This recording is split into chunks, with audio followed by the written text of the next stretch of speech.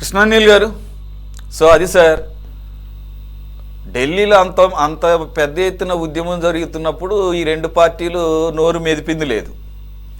సరే, ఇక టీడీపీ రాని ఏం ఉపయోగం? ఆల్రెడీ మోదీ భజన్లో వాళ్ళు సేద తీరుతున్నారు. రెండు అఫీషియల్గానే they are part of the NDA alliance. సరే, మా కూటమి ధర్మం ప్రకారం మేము ఎటువంటి తప్పులు జరిగినా కానీ మేము నోరెత్తదలుచుకోలేదన్నా కానీ ఇక మనం వాళ్ళని క్వశ్చన్ చేయడానికి లేకుండా పోయింది. Same thing with Janasena party. అలాగని వాళ్ళని ఈ విషయంలో ప్రశ్నించకూడదంటే ఖచ్చితంగా ప్రశ్నించాలి. అలాగని మొరాల్ వాల్యూస్ అనేది వాళ్ళకు ఉండాలి. కానీ వైసీపీ అలా కాదు కదా, ఎన్డీఏ అలయన్స్ పార్ట్నర్ ఏం కాదు. అటువంటిది మొన్నటి వరకు ధర్మేంద్ర ప్రధాన్ రాజీనామా చేయనంత వరకు కలుగుల్లో కూర్చొని ఈరోజు ఒక్కొక్కళ్ళు బయటకు వచ్చి ధర్మేంద్ర ప్రధాన్ రాజీనామా చేశాడు కాబట్టి హుర్రే హుర్రే హుర్రే లోకేష్ కూడా రాజీనామా చేయాలని చెప్పేసి డిమాండ్ చేయటం. దట్టు నాకు వీళ్ళు ఎవరో కూడా మొన్నటి వరకు తెలియదు. చంద్రశేఖర్ రెడ్డి అన్న అతన్ని ఫస్ట్ టైం చూసి షాక్ తిన్నాను. ఇప్పుడు అతను ఎమ్మెల్సీ అంట వైసీపీకి. ఈ మహానుభావుడి ఒక బయట చూసి నేను షాక్. ఏంటిది ఇది? దీనికి రిలేటెడ్ అవునా కాదా తర్వాత విషయం, కానీ ఎడ్యుకేషన్ రిలేటెడే. 2-3 నెలల క్రితం గవర్నమెంట్ స్కూల్ చిల్డ్రన్ను అద్భుతమైన పర్ఫార్మెన్స్ ఇచ్చారని చెప్పేసి ఫుల్ పేజ్ యాడ్లు ఇస్తే ఈ మహానుభావుడికి ఇంకా వేరే అంశం దొరకనట్టు దాని మీద రెండో రోజు ప్రెస్ మీట్ పెట్టి 70 లక్షల నుంచి ₹1 కోటి యాడ్ ఇలా ఇచ్చి డబ్బులు వేస్ట్ చేస్తున్నారు, గవర్నమెంట్ స్కూల్ పిల్లల్ని ఈ రకంగా పొగుడుతూ యాడ్లు ఇవ్వడం అంటే అది పెద్ద నేరం అయినట్టు మాట్లాడుతున్నాడు.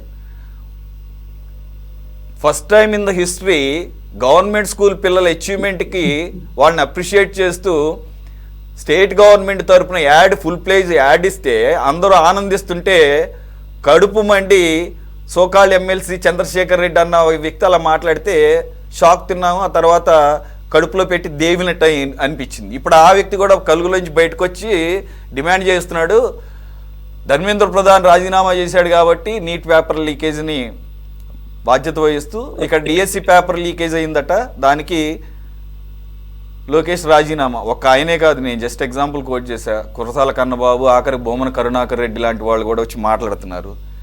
అసలు లీకేజ్ అనేది ఎస్టాబ్లిష్ కావాలి కదా సార్, తర్వాత మనం రాజీనామా గురించి డిమాండ్ చేద్దాం. అట్లీస్ట్ కోర్టులో స్టే అన్నా ఉండాలి కదా సార్. ఎక్కడన్నా పెండింగ్ పిటిషన్స్ ఉన్నాయా ఏమో తెలియదు. అలాగనే ఉన్న వీళ్ళు న్యాయ పోరాటాలు న్యాయస్థానాల్లో ఏమైనా చేస్తున్నారా? అది లేదు. ఇలా నోటి మాటగా లేదంటే కనుక సొంత పేపర్లోనూ లేకపోతే సోషల్ మీడియాలో ఎవడో పోస్టర్ తయారు చేశాడని అదొక్కడు చూపించేసి అసలు రాష్ట్రం అంతా గగ్గోలు పెట్టేస్తుందని చెప్పడం ద్వారా ఏం సాధిస్తారు? దీని ద్వారా లేదంటే గఫూర్ గారు చెప్పినట్లు అసలైన మెయిన్ స్ట్రీమ్ ఇష్యూస్ను వదిలేసి ఏదో తాను పట్టుకున్న దానికి 3 కాళ్ళు అన్నట్టుగా వెళ్ళటం మూలంగా ఎంతవరకు ఈ వైసీపీ ఉపయోగం సార్?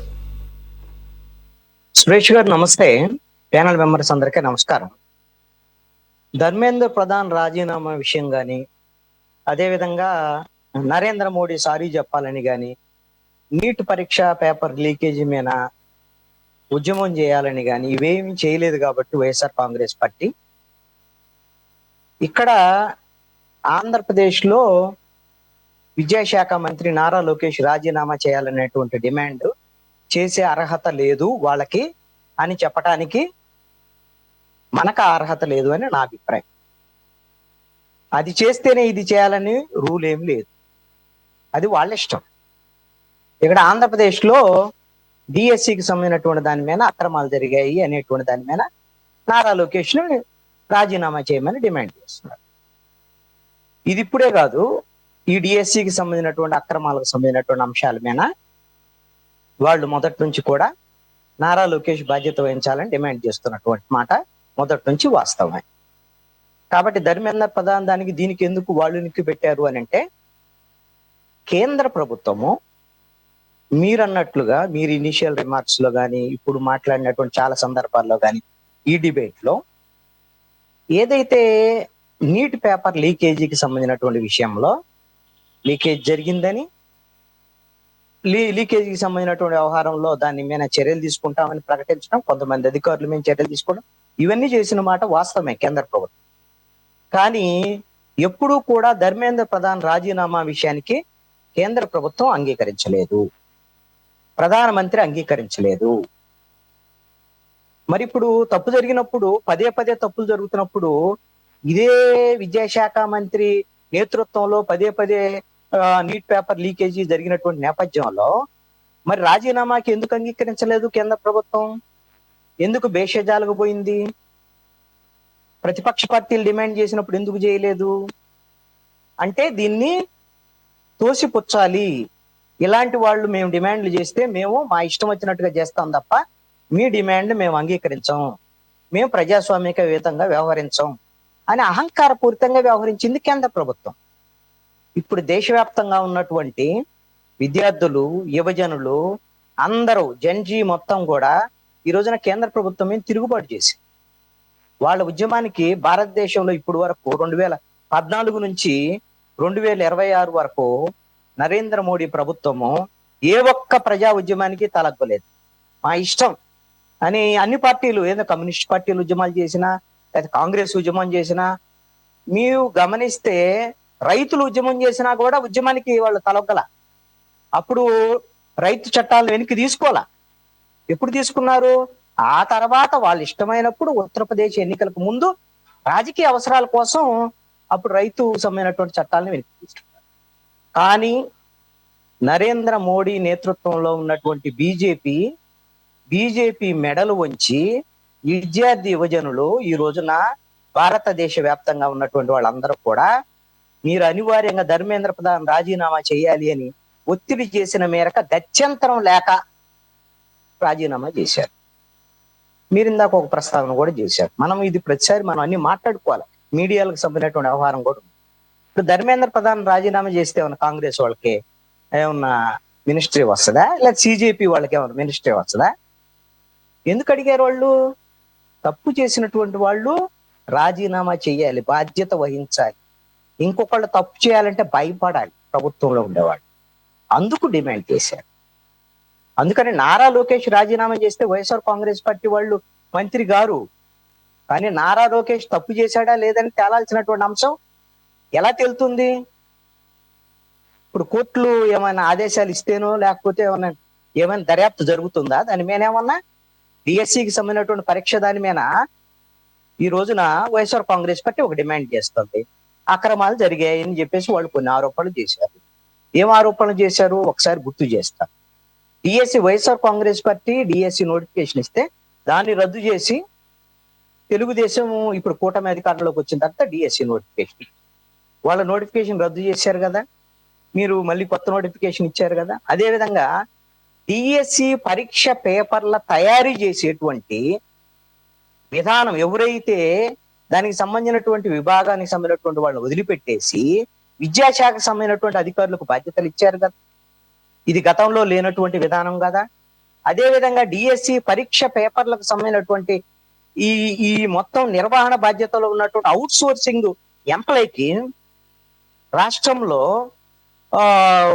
1వ ర్యాంక్ వచ్చేటువంటి పరిస్థితి వచ్చింది అని అంటే ఆ పరీక్ష పేపర్లకు సంబంధించినటువంటి వ్యవహారం అతని వరకే లీక్ అయిందా, ఇంకా ఎవరి వరకు వెళ్ళింది అని అంటే ఎందుకు అతనికి పోస్టింగ్ ఇవ్వలేదు? ఎందుకు ఇవన్నీ బయటకు వస్తాయి అనేటువంటి దాని మీద అతనికి పోస్టింగ్ ఇవ్వలేదు. అదే విధంగా ఇవన్నీ లోపాలు ఉన్నాయి. స్పోర్ట్స్ కోటాకు సంబంధించినటువంటి విషయంలో స్పోర్ట్స్ కోటాలో అక్రమాలు జరిగాయనేటువంటి ఆరోపణ. అదే విధంగా స్పోర్ట్స్ కోటా ఉద్యోగాలు చేసేటువంటి వాళ్ళకి వాళ్ళు డిఎస్సి ఎగ్జామ్ రాయాల్సినటువంటి అవసరం. నోటిఫికేషన్ లో ఆ మాట ఉన్నటువంటి మాట వాస్తవం కాదంటలా. ఎప్పుడైతే డిఎస్సిఎల్ నియామకాలు అన్ని అయిపోయిన తర్వాత ఈ ఆరోపణలు ఇవన్నీ వస్తున్న నేపథ్యంలో ఇదే ప్రభుత్వము నెక్స్ట్ మళ్ళీ డిఎస్సి కింద నిర్వహిస్తే స్పోర్ట్స్ కోటాలో ఎవరైతే దరఖాస్తు చేస్తారో వాళ్ళు కూడా డిఎస్సి ఎగ్జామ్ రాయాల్సిందే అని ఇప్పుడు కూటమి ప్రభుత్వం నోటిఫికేషన్ ఇచ్చింది. అంటే ఈ విధంగా పరీక్ష రాయకుండా, డిఎస్సికి సంబంధించినటువంటి పరీక్ష రాయకుండా స్పోర్ట్స్ కోటాలు ఇవ్వటానికి కూడా వీళ్ళు తప్పని భావిస్తున్నారు. కాబట్టే ఇప్పుడు నెక్స్ట్ జరిగేటువంటి ఎన్నికల్లో దాన్ని సరిదిద్దుకునేటువంటి ప్రయత్నం చేయాలనుకుంటున్నారు. మరి ఇవన్నీ లేవనెత్తినప్పుడు వాళ్ళు సిబిఐ దర్యాప్తు అడుగుతున్నారు. సిబిఐ దర్యాప్తుకు మీదే ప్రభుత్వం అక్కడ కూడా అంగీకరిస్తారా లేదా అనేటువంటి అంశము. లేదు అని అంటే ఇండిపెండెంట్ ఏజెన్సీతో, హైకోర్టు సిట్టింగ్ జడ్జితోనో ఎవరో ఒకరితో విచారణ జరిపించండి. మీరు ఇందాకటి నుంచి అడుగుతున్నారు కదా, వైఎస్ఆర్ కాంగ్రెస్ పార్టీ ఎందుకు న్యాయ పోరాటం చేయట్లేదు, ఎందుకు అది చేయట్లేదు, ఎందుకు చేయట్లేదు. మనము ఒక ఆరోపణ చేశారు వాళ్ళు. ఈ ఆరోపణకు సంబంధించినటువంటి విషయంలో నిజాయితీని నిరూపించుకోవాల్సినటువంటి వాళ్ళు ఎవరు? నారా లోకేష్, ఆంధ్రప్రదేశ్ ప్రభుత్వం. నేను ఒకటి అడుగుతాను, ఇప్పుడు వరకు ఇన్ని ఆరోపణలు వచ్చినటువంటి నేపథ్యంలో విద్యాశాఖ మంత్రిగా ఉన్నటువంటి నారా లోకేష్ ఒక్కటంటే ఒక ప్రెస్ కాన్ఫరెన్స్ అన్నా సరే డిఎస్సి మీద పెట్టాడా? ఎందుకు పెట్టలేదు? అధికారులు వివరణ ఇస్తున్నారు, అధికారులు ఇది చేస్తున్నారు, అధికారులు అది చేస్తున్నారు అని చెప్పేసి అంటున్నారు. నారా లోకేష్ చాలా సందర్భాల్లో ఛాలెంజ్ చేశాడు, నేను ఓపెన్ డిబేట్ కి రెడీ, జగన్మోహన్ రెడ్డి లేకపోతే మీరెవరని. మీరిద్దరు మాట్లాడుకోవటానికే ఇదంతా? డిఎస్సికి సంబంధించినటువంటి అనుమానాలు, లోపాలు ఉన్నాయి అనేటువంటి దాని మీద డిఎస్సి అభ్యర్థులు రాష్ట్ర ప్రజల్లో ఇలా ఉంది అనేటువంటి దాని మీద ఒక ప్రతిపక్షం, ఒక పార్టీ ఆరోపణ చేసిన నేపథ్యంలో నిజాయితీగా నువ్వు విద్యాశాఖ మంత్రిగా నువ్వు కొంచెం ప్రెస్ కాన్ఫరెన్స్ పెట్టు, ప్రజలకు వివరణ ఇవ్వు. వైఎస్ఆర్ కాంగ్రెస్ పార్టీకైనా నువ్వు ఛాలెంజ్ చేసి వాళ్ళు మాత్రమే డిబేట్కి వస్తే వాళ్ళతో డిబేట్కి వెళ్తావా? నువ్వు రాష్ట్ర ప్రజలకు వివరణ ఇస్తావా? నేను ఒకటి అడుగుతున్నాను, నారా లోకేష్ ఎందుకు ప్రెస్ కాన్ఫరెన్స్ పెట్టలేదు, ఎందుకు పెట్టడం లేదు? మీరేమన్నా డిమాండ్ చేస్తారా? 150 కేసులు కోర్టులో వేశారు మీద, 150 కేసులు వేశారు. అవి ఎక్కడ నిలవలా? కోర్టుల్లో నిలవలేదు సార్. 150 కేసులు వేశారు. ఇప్పుడు ఆయన మాట్లాడమంటే ఆయన మాట్లాడమనండి, లేకపోతే నేనేం మాట్లాడు? మీరు మాట్లాడండి. ఆయన మాట్లాడుతున్నట్టు అటు మాట్లాడమనండి, లేకపోతే నేను కృష్ణాని గారు మీరే అన్నారు కదా, ఇప్పుడు ఏదో నారా లోకేష్ లేకపోతే వైసీపీ వాళ్ళు వీళ్ళిద్దరు ఎదురు బెదురు కూర్చొని మాట్లాడితే పని అవ్వదు కదా అని చెప్పేసి, అందు గురించే కదా కన్సర్న్ డిపార్ట్మెంట్ వాళ్ళు 1-2 సార్లు కూలంకషంగా ప్రతి దాన్ని ఎక్స్ప్లెయిన్ చేస్తూ వచ్చారు. అదొక పాయింట్. సరే ఓకే, అధికారులు చెప్పేది వాళ్ళకి అనుకూలంగా చెప్తారు అనుకుందాం, కాసేపు వదిలేద్దాం, కాసేపు దాన్ని కూడా పక్కన పెడదాం. ఇప్పుడు జనరల్గా ఏ ఎగ్జామ్ పేపర్ అయినా లేకపోతే ఏ నోటిఫికేషన్ మీద అయినా కానీ వివాదం వచ్చినప్పుడు ఎక్కడ అడ్డుకట్టబడుతుంది, ఎక్కడ స్టేలు పడతాయి, ఎక్కడ సంవత్సరాల తరబడి నిలుపుదల చేస్తారు? న్యాయస్థానాల్లోనే. మరి ఈ పర్టికులర్ డిఎస్సి విషయంలో 200 పైచిలకు పిటిషన్లు పడిన తర్వాత కూడా ఒక్క చోట కూడా న్యాయస్థానాలు అభ్యంతరం వ్యక్తం చేయకపోవటం అనేది ఈ ఎగ్జామ్కి క్లీన్ చిట్ ఇచ్చినట్లే కదా అని చెప్పేసి నేను అయినా కూడా వీరి దగ్గర లేకపోతే ఎవరి దగ్గర అయినా కానీ సరైన ఆధారాలు ఉంటే ఇప్పటికైనా కానీ న్యాయస్థానాలను అప్రోచ్ అయితే ఇప్పటికైనా కానీ న్యాయస్థానాలు ఏ రోజైనా కానీ వాటిని కన్సిడర్ చేస్తాయి కదా, కాగ్నిజెన్స్లోకి తీసుకుంటాయి కదా. ఇది కదా జరగాల్సిన ప్రాసెస్. ఓకే కదండి, ఓకేగా. మన భారతదేశంలో మన న్యాయాలకు సంబంధించినటువంటి వ్యవహారంలో ఏదైనా అభియోగాలు వచ్చినప్పుడు ఎవరైతే నేరారోపణ చేశారో వాళ్ళు ప్రూవ్ చెయ్యరో, నేరారోపణలు ఎదుర్కొనేటువంటి వాళ్ళు దాన్ని ప్రూవ్ చేసుకోవాలి. ఈ రోజున వైఎస్ఆర్ కాంగ్రెస్ పార్టీ అనేకమైనటువంటి ప్రశ్నలనే లేవనెత్తింది, సమాధానాలు చెప్పాల్సింది ప్రభుత్వము. అసలు వైసీపీ సంగతి వదిలేసేయండి, ఇక్కడ విక్టిమ్స్ ఎవరు నిజంగా కనుక ఇవన్నీ జరిగితే? డిఎస్సి అభ్యర్థులు ఏ కేసులో అయినా ఏ సందర్భంలో అయినా ఏపీఎస్సి గతంలో జరిగినటువంటి ఎగ్జామ్స్ అవ్వచ్చు, నోటిఫికేషన్స్ అవ్వచ్చు, గత 20, 30, 40 సంవత్సరాల నుంచి చూస్తున్నాము. ఎక్కడ అడ్డుపట్టబడితే ఎప్పుడైతే అభ్యర్థులు కోర్టులను అప్రోచ్ అవుతారో మనందరికన్నా కూడా బాగా వాళ్ళకి తెలుస్తుంది కదా ఏంటి ఎక్కడ లోటుపాట్లు జరిగింది అనేది. ఆ ప్రైమా ఫేసీతో కనుక కోర్టుల ముందుకు వెళితే కోర్టులు కదా అడ్డుకట్ట వేసేది. అసలు ఆ పరిస్థితి ఎక్కడ కనపడలేదు కదా ఇక్కడ 230 పిటిషన్లలో. సురేష్ గారు, అదొక్కటే ప్రొసీజర్ కాదు, కోర్టులు ఒక్కటే ప్రొసీజర్ కాదు, కోర్టుల్లో ఏమీ రాలేదు కాబట్టి క్లీన్ చిట్ వచ్చినట్టు కాదు. ఇప్పుడు గొడ్డ కాల్చి మొహాన్ని కొట్టి సంవత్సరం అయిందండి, సంవత్సరం అయింది గొడ్డ కాల్చి ఇప్పుడు ఈ రోజు మొహాన్ని వేసాను కాబట్టి ప్రూవ్ చేసుకో, లేకపోతే దీన్ని మొత్తాన్ని ఆపేసే ఇక్కడ దాన్ని హోల్డ్ లో పెట్టు అంటే అది ఎంతవరకు సమంజసం? అంటే రాసిన వాళ్ళు, ఇప్పుడు ప్రాక్టీస్ చేస్తున్న వాళ్ళు, ఉద్యోగాలు చేస్తున్న వాళ్ళు, మరి వాళ్ళ పరిస్థితి ఏంటి? సురేష్ గారు, మీరు కొద్దిసేపు వినటానికి ప్రయత్నించండి, ఓపికగా వినండి, వినటానికి ప్రయత్నం చేయండి. వైఎస్ఆర్ కాంగ్రెస్ మొదటిసారి కాదు సార్ మాట్లాడింది, ఇది చాలా సార్లు మాట్లాడుకున్నాయే. అరే ఎందుకు కాదని అంటలేదండి, మనం డిబేట్ చేస్తున్నాం కదా. మీరు చెప్పారు ఒక వాదన, నేను కూడా చెప్తాను మీకు సమాధానం. ఇప్పుడు ఎవరైతే డిఎస్సికి సంబంధించినటువంటి అభ్యర్థులకు సంబంధించినటువంటి వ్యవహారం ఉందో వాళ్ళకి సంబంధించినటువంటి వ్యవహారం మీద వాళ్ళు కోర్టులకి వెళ్ళినా లేకపోతే ఇంకొకటే దానికి వెళ్ళినా సరే, ఎవరు దీనికి సంబంధించినటువంటి వ్యవహారం కొన్ని అనుమానాలు వచ్చినప్పుడు నివృత్తి చేయాల్సినటువంటి బాధ్యత ప్రభుత్వం మీద ఉంటదా ఉండదా? లేదా అభ్యర్థులు వచ్చి ప్రూవ్ చేసుకోవాలా? వైఎస్ఆర్ కాంగ్రెస్ పార్టీ ప్రూవ్ చేయాలా? ప్రభుత్వం అదే కదా సార్ చెప్పింది. ఈ 230 చిలుకు పిటిషన్లలో ప్రతి పిటిషన్ మీరు అన్నదే మీకు కూడా తెలుసు. ప్రతి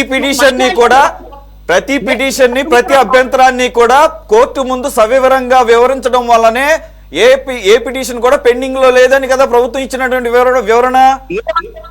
పెండింగ్ లో లేనంత మాత్రాన చెప్పనంత మాత్రాన మరి ఏం చేద్దాం సార్? ఇప్పుడు ఎటువంటి లోటుపాట్లు జరగలేదని కోర్టులు తేల్చినాయి.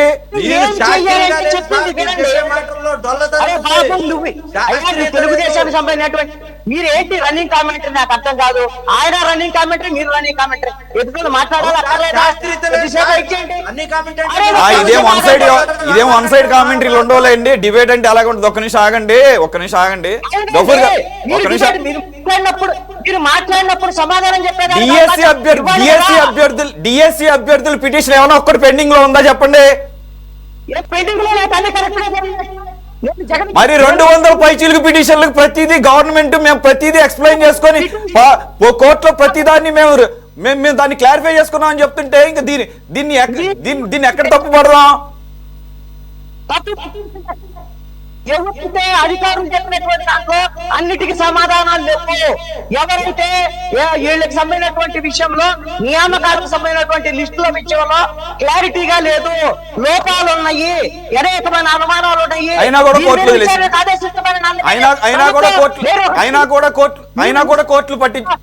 కోర్టులు పట్టించుకోకుండా వదిలేసినాయా? హైకోర్టుకి అది నమ్మింది అనుకోండి, ఇంకో కోర్టు ఉంటది కదా, క్లీన్ చిట్ అని ఎట్ట అంటారంటున్నా. ఒక కేసు ఇక్కడ జరిగినటువంటి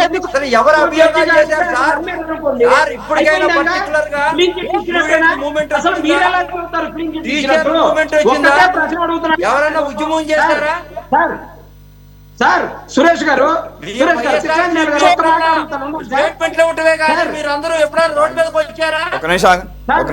సురేష్ గారు గఫూర్ గారు ఒక్క నిమిషం ఆగండి. గఫూర్ గారు ఎక్కడైనా వివాదం వచ్చినప్పుడు వీటికి ఒక్క నిమిషం ఆగండి. ఇదేం మొదటిసారి కాదు కదా వివాదాలు వచ్చినప్పుడు ఎవరు వీటికి అడ్డుకట్ట వేసింది? గఫూర్ గారు ఒకసారి మీరు దీనికి సమాధానం చెప్పాల్సిందే. నారా లోకేష్ ఎందుకు సమాధానం చెప్తలేదు? నారా లోకేష్ చెప్తే మాత్రం ఎందుకు వినాలి?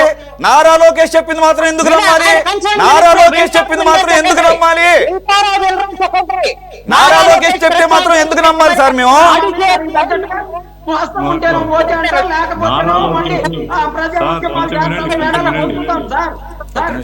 నారా లోకేష్ కూడా ప్రెస్ మీట్ పెట్టినాడు, మొదట్లో పెట్టినాడు. పెట్టి ఆయన ఏమంటే అధికారులు కూర్చుంటారు, మీ దగ్గర ఎవరైనా పోయి వాళ్ళతో మాట్లాడండి, జగన్మోహన్ రెడ్డి గారు మాట్లాడతాను, నేను చేసినప్పుడు హాయ్లాండ్ లో మీ జగన్ పార్టీ వాడు ఒకటి మాట్లాడుతుండే ఒకటి మాట్లాడతారు. ఆగండి. హాయ్లాండ్ లేదు, ఏపీఎస్సీ లేదు. ఆగండి. మీరు డిఎస్సిలో పేపర్ లీక్ అనేటువంటి వార్త నేను చూడలేదండి. కృష్ణాంజనేయులు గారు ఇంకా అబ్జర్వ్ చేసినారేమో నాకు తెలియదు, కానీ జనరల్ స్టూడెంట్స్లో డిఎస్సి క్వశ్చన్ పేపర్ లీక్ అయింది అనేది రాలేదు, కానీ స్పోర్ట్స్ కోటాలో వాళ్ళకి అవసరమైన వాళ్ళకి ఇచ్చుకున్నారనేది వచ్చింది. అది కూడా డిస్కస్ చేసినాం. అయితే ఆ నోటిఫికేషన్లో ఉంది అని మీరు చెప్తున్నారు, నేను నోటిఫికేషన్ చూడలేదు. కాబట్టి ఏమైనా అటువంటి వివరణలు మైన్యూట్గా ఉన్నా కానీ ఆ డిపార్ట్మెంట్ తరఫున వివరణ ఇవ్వడం బాధ్యత ఇచ్చారు. అయితే నారా లోకేష్ ప్రతిదానికి కూర్చుంటే పొలిటికలైజ్ అవుతుంది. అధికారులు బాధ్యత శాఖ తరఫున ఉండేటువంటి అధికారులు వాళ్ళు వివరణ ఇవ్వాలి, ఇచ్చినట్లుగా నేను చూశాను పేపర్లో. నేనేమి ఎప్పుడు నాకేం ఆరోపణ రాలేదు, నేను ఎక్కడ పోలేదు. అయితే ఇప్పటికి కూడా ఆధారాలు ఉంటే కోర్ట్ ఆఫ్ లాలో మనం వేయవచ్చు. ఆ రకంగా ప్రభుత్వాన్ని ఎక్స్పోజ్ చేయడానికి ఎవరికేం అభ్యంతరం లేదు. అయితే ఇప్పుడు కేంద్రంలో ధర్మేంద్ర ప్రధాన్ రాజీనామా ఇచ్చినాడు కాబట్టి లోకేష్ రాజీనామా ఇవ్వాలా అనేటువంటి డిమాండ్ సారూప్యత సరైనది కాదు. అక్కడ ఇష్యూ వేరు, అక్కడ ఉండేటువంటి ఎజిటేషన్ వేరు, ఇక్కడ ఉండే ఇష్యూ వేరు. కాబట్టి రెండింటిని కలిపి అక్కడ ఇచ్చినారు కాబట్టి ఇక్కడ విద్యాశాఖ మంత్రి ఇవ్వాలనేటువంటిది కరెక్ట్. అయినా మీరు అరుస్తారా? వాళ్ళ ఇష్టం, అదొక పార్టీ, వాళ్ళు ఏమైనా మాట్లాడు. చంద్రబాబు నాయుడు రాజకీయం చెప్పొచ్చు. కాబట్టి ఏమండి, నా పాయింట్ ఏమంటే సురేష్ గారు, ఇప్పటికైనా సరే వైసీపీ పార్టీ వారి దగ్గర ఆధారాలు ఉంటే కోర్టులో వేస్తే దీనికి ఫుల్ స్టాప్ అవుతుంది. ఒకవేళ కోర్టు జోక్యం చేసుకోదు అంటారనుకోండి, కోర్టు జోక్యం చేసుకోకపోతే మీ వాదన మీకు ఉంటుంది, గవర్నమెంట్ వాదన గవర్నమెంట్ చేస్తూ ఉంటుంది. ఇది అన్ఎండింగ్ స్టోరీ అవుతుంది. ఇది ఎక్కడో చోట ఫుల్ స్టాప్ కావాలంటే కోర్టుకు మాత్రమే పవర్స్ ఉన్నాయి, ముందు ఆపండి అని. ఇప్పుడు బెంగాల్లో వేల మంది ఉద్యోగాలు సుప్రీంకోర్టు ఇచ్చి ఆపేసింది కదా. అట్లా నిజంగా ఆధారాలు ఉంటే వాళ్ళు ఇప్పటికైనా సరిపోతే మంచిది. ఉత్త పేపర్ స్టేట్మెంట్లు కాకుండా కార్యాచరణ చేసినట్లు ఉంటుంది అనేది నా సూచన. సార్ సురేష్ గారు గఫూర్ గారికి నేను ఒక మాట గఫూర్ గారు ఉంటారా? చిన్నపరెడ్డి గారు మీకు ఇస్తారు, మాట్లాడుతురు చిన్న ఒక్క నిమిషం. కృష్ణాలి గారు, నేను గఫూర్ గారు తప్ప రైట్ అనే పాయింట్ కాదు నేను చెప్పేది. ఇప్పుడు నీటికి సంబంధించినటువంటి పరీక్షలకు సంబంధించినటువంటి దాంట్లో ధర్మేంద్ర ప్రధాన్ రాజీనామా చేయాలని, తప్పులు జరిగినాయని సుప్రీంకోర్టు చెప్పిందా?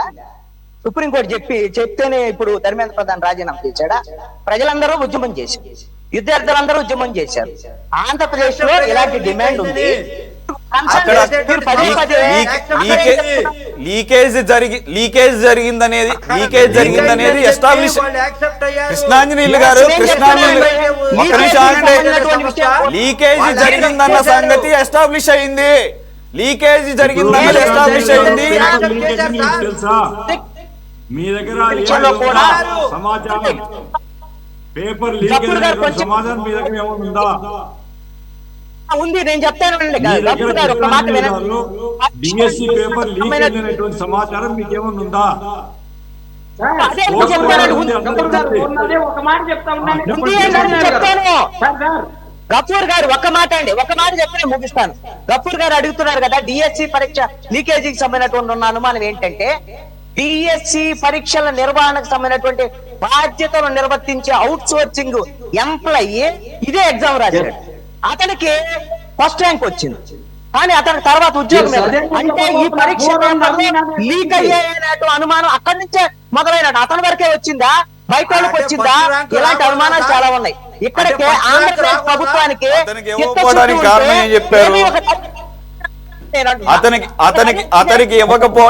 ఇవ్వకపోవడానికి కారణం ఏం చెప్పారు? అతను ఎన్ఓసి సర్టిఫికేట్ సబ్మిట్ చేయలేదు. ఇవన్నీ సాకులు మాత్రమే. మీరు చెప్పిందేనా కానీ?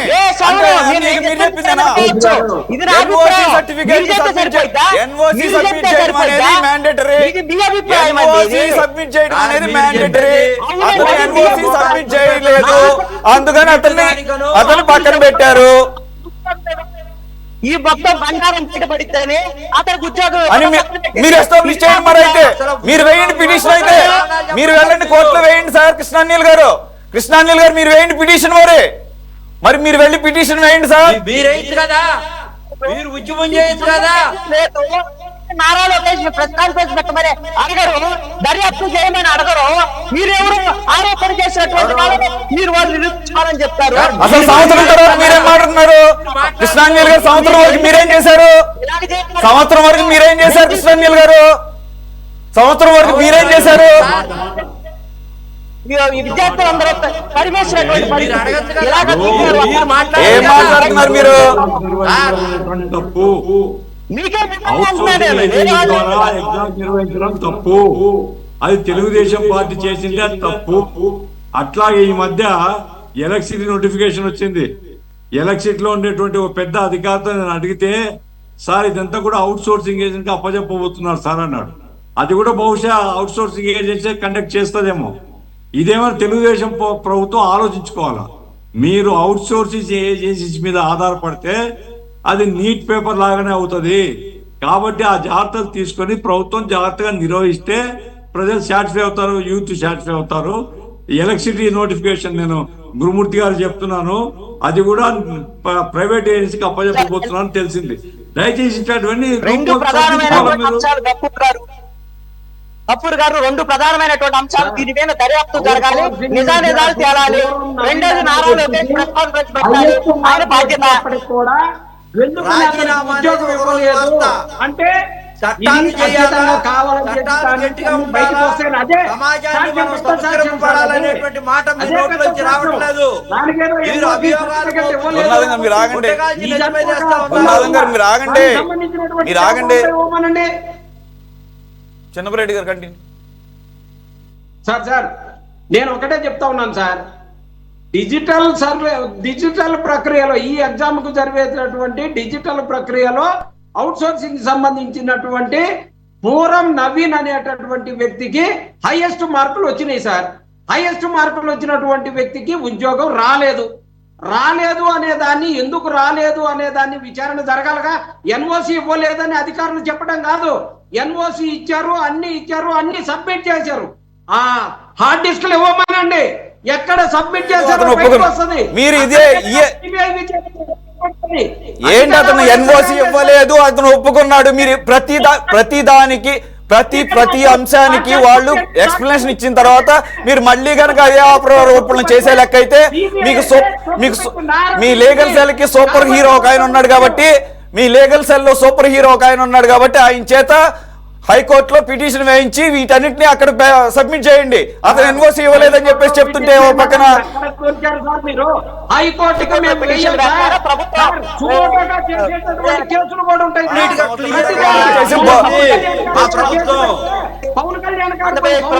అసలు మీరు ఇన్నాళ్ళు ఏం చేస్తున్నారు, నిద్రపోతున్నారా? అసలు మీరు ఇన్నాళ్ళు ఏం చేస్తున్నారు, నిద్రపోతున్నారా? మీరు ఇన్నాళ్ళు అసలు ఏం చేస్తున్నారు, నిద్రపోతున్నారా అంటున్నా. మీరు ఇన్నాళ్ళు ఏం చేస్తున్నారు, నిద్రపోతున్నారా? 220 పైన పిటిషన్లు ఉన్నప్పుడు మీరు ఏం చేశారు? 220 పైన పిటిషన్లు కోర్టులో మరి ఎదురు చూస్తున్నప్పుడు అప్పుడు మీరు ఏం చేశారు? మరి అన్ని క్లియర్ చేసుకున్నారు కదా, ఏ మాత్రం అవకాశం. మరి ప్రతి పిటిషన్ కూడా క్లియర్ అయింది కదా, ప్రతి పిటిషన్ కూడా క్లియర్ అయింది కదా. ప్రజల గురించి పట్టించుకోవట్లేదు, ప్రజాభాగ్యాల గురించి, డిఎస్సీల గురించి కోర్టులకు వెళ్ళరు వైఎస్ఆర్ పార్టీ వాళ్ళు. వాళ్ళ నాయకులు ఎవరన్నా మటన్లు చేసో, హత్యలు చేసో, లేకపోతే గొడ్డల పార్టీలు వాళ్ళ వ్యక్తుల కోసం కోర్టుకు వెళ్తారే కానీ పార్టీ గురించి బూడిద పార్టీ అయిపోయి కనీసం అయ్యా మాకు బూడిద ఏమని చెప్పేసి సమాధానం చెప్పాయా? ఈ బూడిద పార్టీ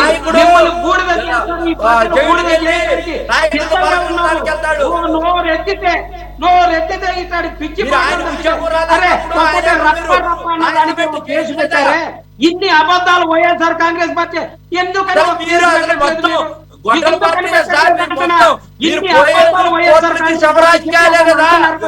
ఈ సోది మాటలే వద్దు కానీ నేనేమంటున్నానంటే, ఒకటి ఇది జరిగి దాదాపుగా సంవత్సరం అవుతుంది. ఇప్పటి వరకు ఈ అభ్యంతరాలు లేవనెత్తినటువంటి వైసీపీ ఇప్పుడు కొత్త అలాగా మళ్ళా టైం అండి. ఒక రెండు నెలల క్రితం వరకు దాన్ని పట్టుకొని ఏలాడారు, వదిలేశారు. మళ్ళీ ఇప్పుడు ఏదో ధర్మేంద్ర ప్రధాన్ రాజీనామా అనగానే మళ్ళీ గుర్తొచ్చాడు లోకేష్. సడన్ గా డిఎస్సి గుర్తొచ్చింది. ఒకదాన్ని కంటిన్యూస్, ఒకదాన్ని సీరియస్ గా టేకప్ చేసి ఇవి ల్యాప్సెస్ ఉన్నాయి, ఈ ల్యాప్సెస్ మీద మా అభ్యర్థులు కాకుండా అభ్యర్థులకు పరిమితులు ఉంటాయి. అభ్యర్థుల తరపున లేదా పార్టీ తరపున ఒక స్ట్రాంగ్ లీగల్ సెల్ ఉంది కాబట్టి ఆ రకంగా పిటిషన్ వేయడం కాదు చేసేది. 3 సంవత్సరాల తర్వాత మేము వస్తాము, న్యాయం చేస్తాము. ఏంది ఇది? అభ్యర్థులు వచ్చి జగన్మోహన్ రెడ్డి గారి దగ్గర వాళ్ళ యొక్క మరి వెళ్ళండి, మరి ఇప్పటికైనా కదలండి, మరి ఇప్పటికైనా చలనం తెచ్చుకోండి, ఇప్పటికైనా కదలండి. వైసీపీ తరఫున అభ్యర్థుల తరఫున వైసీపీ వాళ్ళు స్ట్రాంగ్ గా ఎవిడెన్స్ చూపించి అక్కడ పిటిషన్ వేయండి. మరి అది చేయరే. ఒక్కటన్నా వేశారా? ఒక్క పిటిషన్ అన్న పెండింగ్ లో ఉందా? ఒక్కటన్నా వేశారా? ఇప్పుడు మీరు అభ్యర్థులు మిమ్మల్ని అప్రోచ్ అయిన తర్వాత న్యాయస్థానాలను మీరు అప్రోచ్ అయ్యారా? మరి ఇంకెవరిని అప్రోచ్ అవుతారు? చెప్పారు కదా, సుప్రీం కోర్టుకి ఎవడు పోకపోయినా కానీ మరి ధర్మేంద్ర ప్రసాద్ ఎందుకు చేశారు? అక్కడ ఎస్టాబ్లిష్ అయిందండి, వాళ్ళు ఒప్పుకున్నారు. అక్కడ లీకేజ్ అయిందని ఎస్టాబ్లిష్ అయితే ఒప్పుకున్నారు. అక్కడ ఒప్పుకున్నారు, అది జరిగింది అక్కడ. కృష్ణానీల్ గారు దానికి సంబంధం ఏంటి? ఏం మాట్లాడతారు? ఇక్కడ అడ్మిట్ చేయట్లేదు. ఇక్కడ సురేష్ గారు, గారు, conclude చేయండి. ఒక్క అంశము. Conclude. మీరు కేంద్రంలో ఉన్నటువంటి నీటి ప్రశ్నాపత్రాలు లీక్ They're అయిందని accepted. చెప్పారు తప్ప ధర్మేంద్ర ప్రధాన్ రాజీనామా విషయాన్ని కేంద్ర ప్రభుత్వం యాక్సెప్ట్ చేయాల. ఉద్యమాల వల్లే యాక్సెప్ట్ చేశారు. ఇది ఒక అంశం. ఒక్క నిమిషం అండి, ఒక్క నిమిషం. మీరు చెప్పినాటికి నేను సమాధానం చెప్తాను. రెండోది, వాళ్ళని కోర్టుకెళ్ళని అంటున్నారు కదా. ఎన్నిసార్లు చెప్తారు సార్ అక్కడ యాక్సెప్ట్ చేశారు ఇటువంటి ప్రధానమంత్రి రాజీనామా యాక్సెప్ట్ చేయడం కాదు. గురునాథన్ గారు పాయింట్ అది కాదు, సబ్జెక్ట్ అది కాదు. మీరు ఆగండి. ప్రభుత్వము నిష్పక్షపాతంగా మేము పరీక్ష మీరు తీసుకొచ్చి ఏ విధమైన మీకు అయింది లోపాలు లేవు అని నిరూపించుకోవాల్సినటువంటి బాధ్యత ఆంధ్రప్రదేశ్ ప్రభుత్వం మీద ఎవరు ఉంది. సార్? మాట్లాడాల్సినటువంటి మీరేం చేస్తున్నారు? రెండవది అభియోగాలు వేస్తూ ఏంటంటే, ఉంటారు రోజు. అభియోగాలు వేస్తూ ఉంటారు, మీరేం చేస్తున్నారు? ఏం ప్రస్తావన చేశారంటే అలా DSC కి సంబంధించినటువంటి ఎవరైతే గురునాథన్ గారు మీరు ఆగుతారా, ఆడే కట్ చేయమంటారా? DSC కి సంబంధించినటువంటి టీచర్లు అందరూ ఎవరైతే ఎంపిక అయ్యారో వాళ్ళందరిని తొలగించండి, ఆపేయమనండి అని అడుగుతున్నారు అని ఎవ్వరు అడగట్లా. మీరు అందుకని కరెక్ట్ చేసుకోండి. మీరు ఆల్రెడీ దీనికి సంబంధించినటువంటి దర్యాప్తు జరపండి. ఆ దర్యాప్తు జరిగిన తర్వాత తప్పులు జరిగితే ఉంటది. వాళ్ళు ఎలాగో కొనసాగుతూనే ఉంటారు. వాళ్ళనేమి చేసేది ఉండదు. వాళ్ళని రెచ్చగొట్టేటువంటి ప్రయత్నం చేయొద్దు. ప్రభుత్వం ఈ రోజున బాధ్యతాయుతమైనటువంటి ప్రభుత్వం చేయాల్సినటువంటి పని ఏంటి అంటే నిష్పక్షపాతంగా DSC పరీక్షలు జరిగాయి, నియామకాలు జరిగాయని నిరూపించుకోవాల్సినటువంటి బాధ్యత ప్రభుత్వం మీద ఉంది. విద్యాశాఖ మంత్రిగా నారా లోకేష్ మీద ఉంది. తప్పులు జరగలేదని చూపించుకోవాలి. అందుకు దర్యాప్తును వాళ్ళు ఒక దర్యాప్తు సంస్థ, మీ ఇష్టం వచ్చిన దర్యాప్తు సంస్థ చేయండి, వేసి దీన్ని నిరూపించేసి మేము నిష్పక్షపాతంగా ఉన్నామని చెప్పండి. ఎందుకు కనీసం ప్రెస్ కాన్ఫరెన్స్ పెట్టుకోవట్లేదు అని అంటే తప్పు జరిగిందనేటువంటి ఆలోచన నారా లోకేష్ దగ్గర ఉంది అని అనుమానం ఉంది ఈ రోజున రాష్ట్ర ప్రజల్లో. నేను పదే ఆ మాట చెప్తున్నాను. ఇన్ని డిమాండ్ లో డిబేట్ లో నేను ఇది అడుగుతున్నాను. ఇంతకు ముందు డిబేట్ లో కూడా చెప్పాను. నారా లోకేష్ ఎందుకు ప్రెస్ కాన్ఫరెన్స్ పెట్టారండి? ఉద్యోగులు పెట్టారు, అధికారులు పెట్టారు. 100% క్లారిఫికేషన్స్ రాలేదు అధికారుల దగ్గర నుంచి. చాలా అనుమానాలు ఉన్నాయి వాళ్ళు ప్రెస్ కాన్ఫరెన్స్ పెట్టిన తర్వాత కూడా. కాబట్టి ఇది నారా లోకేష్ ప్రెస్ కాన్ఫరెన్స్ పెట్టాలి, నిష్పక్షపాతంగా జరిగినాయని నిరూపించుకోవాలి ప్రభుత్వం. లేదంటే వైఎస్ఆర్ కాంగ్రెస్ పార్టీ ఏం ప్రూవ్ చేయదండి, వెళ్ళి కోర్టుకి వెళ్ళి ఏదో తేల్చదండి. వాళ్ళు ఎన్నికల వరకు దీన్ని లాగుతారు, దీని మీద రెచ్చగొడతారు, రాజకీయంగా లబ్ధి పొందుతారు. నష్టపోయేది ఎవరు? వైఎస్ఆర్ కూటమి ప్రభుత్వం నష్టపోయింది. అందుకని వాళ్ళు తెలుసుకొని వాళ్ళు దీనికి సంబంధించినటువంటి విషయంలో ఫుల్ స్టాప్ పెట్టేటువంటి బాధ్యత కూటమి ప్రభుత్వం మీద ఉంది. అది నేను చెప్పదలుచు. నా గుర్తున్నంత వరకు నారా లోకేష్ అయితే గనక దీని మీద మాట్లాడాడు, ఛాలెంజ్ కూడా చేశాడు. మీరు కూడా చెప్పారు ఆ విషయాన్ని. చెప్పిన తర్వాత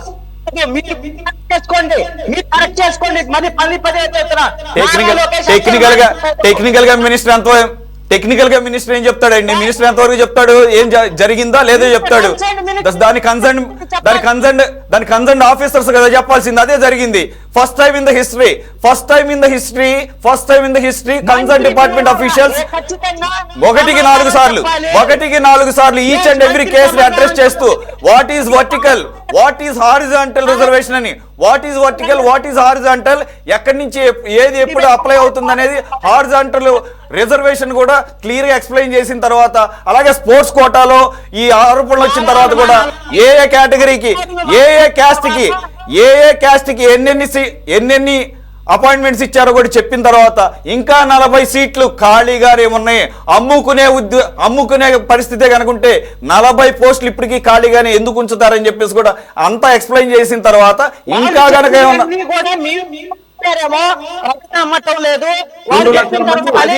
అధికారులు చెప్పింది నమ్ముతారా? లేకపోతే కాదు, మంత్రి దగ్గర అథెంటిక్ ఇన్ఫర్మేషన్ ఎక్కువ ఉంటుందా, అధికారుల దగ్గర ఎక్కువ ఉంటుందా? మంత్రి చెప్పాల్సింది చెప్పాడు, ఛాలెంజ్ చేశాడు. మీరు తెలుసుకోండి, మంత్రి అసలు సమాధానం చెప్పాలా? ఏం చెప్పలేదు. అవకతవకలు అనేది జరగలేదు, అవకతవకలు జరిగిన నిరూపిస్తే కనుక నేను రాజీనామా చేస్తానని ఛాలెంజ్ చేశాడు. అది అతడి పాత్ర. రెండోది కన్సర్న్ ఆఫీసర్స్ మొత్తం ప్రతిదీ కూడా 4-5 రోజుల పాటు ఇంతకు ముందు ఎప్పుడన్నా మీరు చూసారా? కృష్ణాంజనేయులు గారు ఇంతకు ముందు ఎప్పుడన్నా కృష్ణాంజనేయులు గారు మీ ఎక్స్పీరియన్స్ లో కృష్ణాంజనేయులు గారు answer this to me experience లో ఇన్ని సంవత్సరాల్లో ఇన్ని లీకేజీలు లేదంటే కనుక వివాదాలు ఇచ్చిన సందర్భంలో ఒక పర్టికులర్ డిపార్ట్మెంట్కి సంబంధించిన అఫీషియల్స్ ఒకసారి కాదు, 2 సార్లు కాదు, 4-5 సార్లు డిఫరెంట్ పొజిషన్స్లో ఉన్న వాళ్ళు వచ్చి గంటల తరబడి ఇష్యూని అడ్రస్ చేసిన సందర్భం గతంలో ఉందా? ఉంటే చెప్పండి, నేను తెలియకపోతే అది కూడా తెలుసుకుంటా. ఎన్నిసార్లు చెప్పినా కూడా 100% క్లారిఫికేషన్స్ రాలేదు, అనుమానాలు పెరిగాయి. మంత్రి అలాంటప్పుడు కోర్టులో తెలుసుకుందాం తప్పితే కోర్టులు తప్పతే దీన్ని తెలిసేది వేరే అవకాశమే లేదు. Thank you very much for joining. ఏదో నోటుకొచ్చినట్టు మేము అనేస్తాము ఏంటి, మీరు సిబిఐ వేయాల్సిందే అంటే కుదరదు. అది కూడా సంవత్సరం తర్వాత. దేనికైనా ఒక లాజికల్ గా ఉండాలి, మనం మాట్లాడేదానికి రేషనాలిటీ ఉండాలి, లాజికల్ గా ఉండాలి. అన్నిటికీ మించి దానికి సంబంధించిన అభ్యర్థుల యొక్క కన్సర్న్స్ ఉండాలి అక్కడ. ఆ అభ్యర్థుల కన్సర్న్స్ లేకుండా పొలిటికల్ స్లర్స్ వల్ల ఏం ఉపయోగం లేదు. Yes, go to court. If you really yes, Janapareddy గారు, మీ దగ్గర ఆధారాలు ఉంటే గనక ఆధారాలు తీసుకొని వెళ్ళండి. మీరు ఆధారాలు తీసుకొని వెళ్ళండి, దీన్ని ఆపండి. ఆధారాలు తీసుకొని వెళ్ళండి, ఆపండి. కాంగ్రెస్ పార్టీ వాళ్ళు మీరు చెప్పొచ్చు, ప్రభుత్వం ఎందుకు నిరూపించుకోవాలని అడుగుతున్నారు. ఏంటి ఆల్రెడీ మొత్తం ఎక్స్ప్లెయిన్ చేసిన తర్వాత ఇంకేంటంటే నిరూపించుకున్నారు? జరగలేదని చెప్తున్నారు. జరగలేదని చెప్తుంటే ఇంకేంటి జరిగిందని? మీరు అవకతవకలు జరిగినప్పుడు ప్రూవ్ చేయండి. అవకతవకలు జరిగినని మీరు నమ్ముతుంటే ప్రూవ్ చేయండి వెళ్ళి. Yes, that's all for now. Thank you very much for joining. Gurunathan garu, Chinnapareddy గారు, గఫూర్ గారు అండ్ కృష్ణానిల్ గారు, ఇది వాళ్ళ టాప్ డిబేట్. మరో అంశంతో మళ్ళీ కలుద్దాం. Stay tune to city 24/7.